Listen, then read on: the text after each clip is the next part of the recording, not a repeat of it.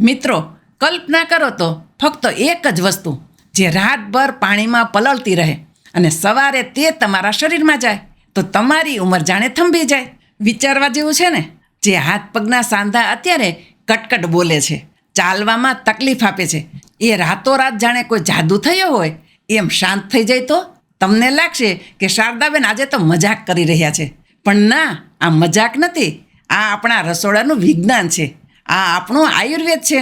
આજે હું તમારી સાથે એક એવો નુસ્ખો શેર કરવા જઈ રહી છું જે તમારા લોહીના પ્રવાહને એટલે કે બ્લડ સર્ક્યુલેશનને એટલું પાવરફુલ કરી દેશે કે નસોની બ્લોકેજ તો દૂર થશે જ, પણ સાથે સ્નાયુઓનો દુખાવો પણ ભૂતકાળ બની જશે. અને સૌથી મોટી વાત શું છે ખબર છે? આ માટે તમારે કોઈ મોંઘી દવા કે મેડિકલ સ્ટોરના ધક્કા ખાવાની જરૂર નથી. આ બધું જ તમારા રસોડાના ડબ્બાઓમાં હાજર છે. હવે હું તમને એક સાચો કિસ્સો કહું. મને એક ભાઈ યાદ છે, નામ આપણે બદલી નાખીએ.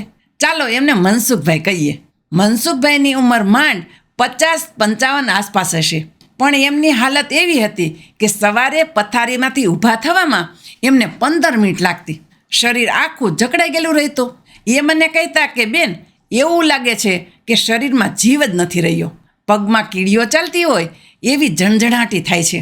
એમણે ઘણી દવાઓ લીધી, પેઇન કિલર ખાધી, પણ જ્યાં સુધી દવાની અસર રહે ત્યાં સુધી સારું. અને પછી જેવી હતી એવી ને એવી હાલત. એમની જિંદગીમાં સાચો બદલાવ ત્યારે આવ્યો.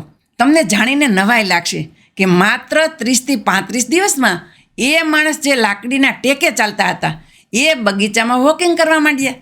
એમની એનર્જી પાછી આવી ગઈ.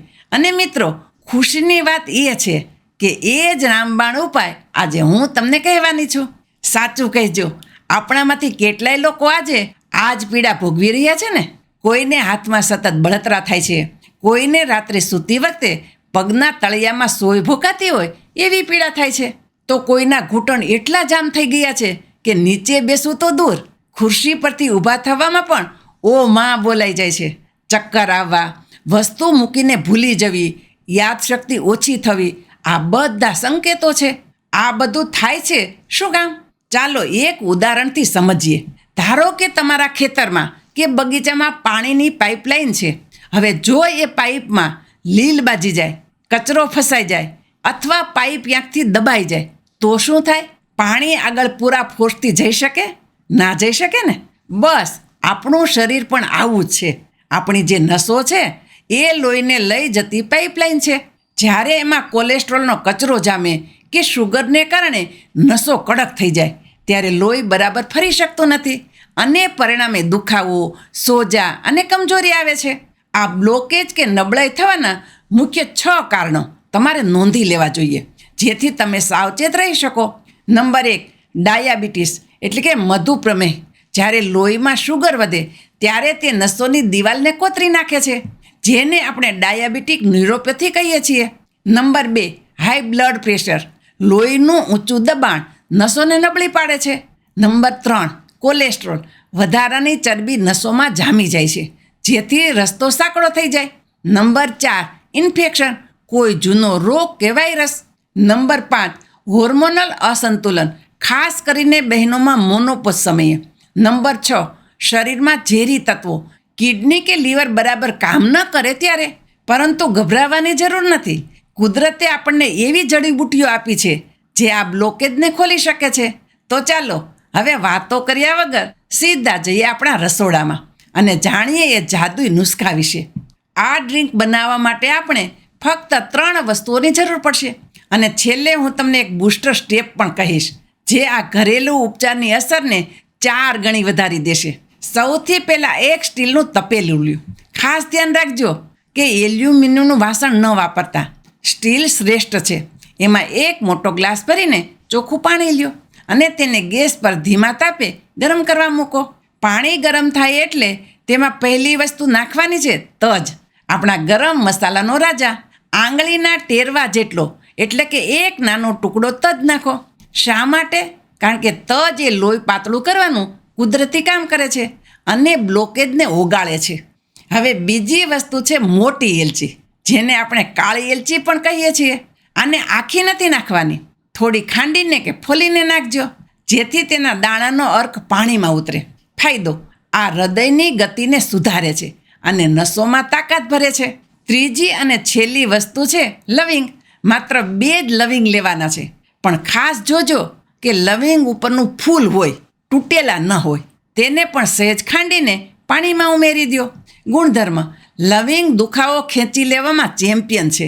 સોજો ઉતારવામાં તેના જેવું કોઈ કામ ન કરી શકે. હવે આ ત્રણેય વસ્તુ નાખ્યા પછી ગેસ ધીમો રાખો.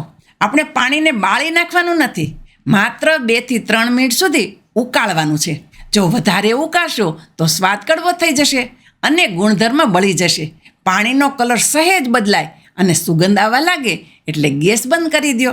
હવે આ પાણીને ઢાંકીને થોડી વાર ઠંડુ થવા દો.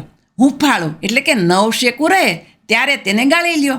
જો તમને ડાયાબિટીસ ન હોય તો તમે સ્વાદ માટે આમાં અડધી ચમચી દેશી ગોળ અથવા મધ ઉમેરી શકો છો.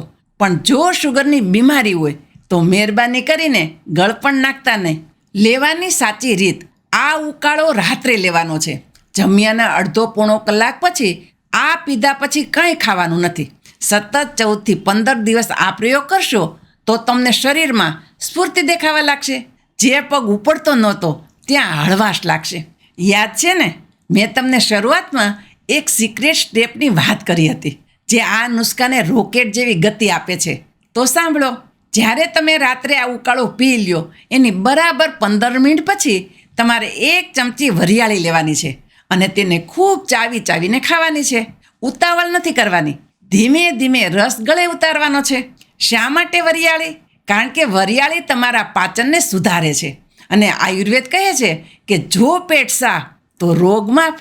જ્યારે વરિયાળી પેટમાં જશે ત્યારે તે પહેલાં તજ, લવિંગ અને એલચીના ગુણોને લોહીમાં ઝડપથી ભળવામાં મદદ કરશે. જો તમે 1 મહિનો આ રૂટીન ફોલો કરો, રાત્રે ઉકાળો અને પછી વરિયાળી, તો તમારા શરીરમાંથી વાત દોષ એટલે કે વાયુનું શમન થશે અને દુખાવા ગાયબ થઈ જશે. ફક્ત ઉપચાર કરવાથી જાદુ નહીં થાય. ખાવા પીવામાં પણ થોડો સુધારો કરવો પડશે. 2 વસ્તુઓ તમારા રસોડામાં આજે જ વસાવી લ્યો. નંબર 1, અળસી. આમાં ઓમેગા 3 હોય છે જે નસોનું લચીલાપણું વધારે છે. અળસીને શેકી પાવડર બનાવી રાખો અને સવારે દહીં કે છાશમાં 1 ચમચી નાખીને ખાઓ. નંબર 2, ચિયા સીડ્સ. આમાં કેલ્શિયમ અને આયર્ન ભરપૂર છે જે હાડકાં અને સ્નાયુઓને લોખંડી તાકાત આપે છે. નંબર 3, અખરોટ. જુઓ, અખરોટનો આકાર જ આપણા મગજ જેવો છે. રોજ પલાળેલી 2 અખરોટ ખાવાથી મગજની નસો જે સુકાઈ રહી હોય તે ફરીથી તરબતર થઈ જાય છે. સાવચેતી અને ચેતવણી: મિત્રો, આયુર્વેદ અમૃત છે, પણ જો ખોટી રીતે લેવાય તો નુકસાન પણ કરી શકે છે. એટલે હવે જે હું કહું છું તે કાન ખોલીને સાંભળજો. આ ઉપાય કોણે ન કરવો? નંબર 1, પિત્ત પ્રકૃતિ.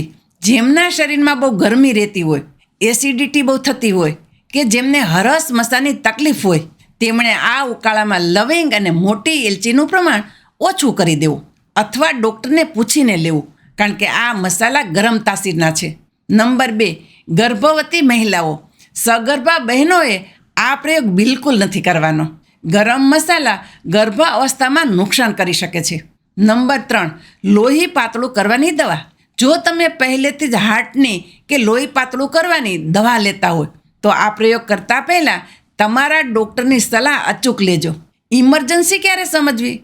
અને હા, જો તમને અચાનક શરીરના એક ભાગમાં ખોટું થઈ જાય એટલે કે પેરાલિસિસ જેવું લાગે, બોલવામાં જીભ થોથવાય કે અચાનક આંખે અંધારા આવે, તો આ કોઈ ઘરગથ્થુ ઉપચાર કરવાનો સમય નથી.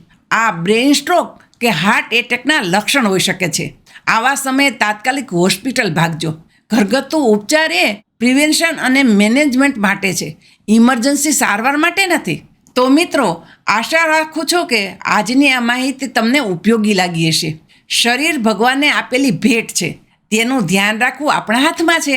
જો તમે આ ઉપાય અજમાવો તો મને 15 દિવસ પછી કોમેન્ટમાં જરૂર કહેજો કે તમને કેટલો ફાયદો થયો. મને તમારા પ્રતિભાવો વાંચવા બહુ ગમે છે. જો તમને આ વિડીયો ગમ્યો હોય તો લાઈક બટન દબાવવામાં કંજૂસાઈ ન કરતા તમારા સગા વહાલા વોટ્સએપ ગ્રુપમાં શેર કરજો. કદાચ કોઈના દુખાવામાં આ વિડીયો રાહત આપી શકે. ચેનલ પર નવા હોય તો સબસ્ક્રાઈબ કરી લેજો. આપણે ફરી મળીશું એક નવા વિષય સાથે, એક નવી આશા સાથે. ત્યાં સુધી સ્વસ્થ રહો, મસ્ત રહો અને હસતા રહો.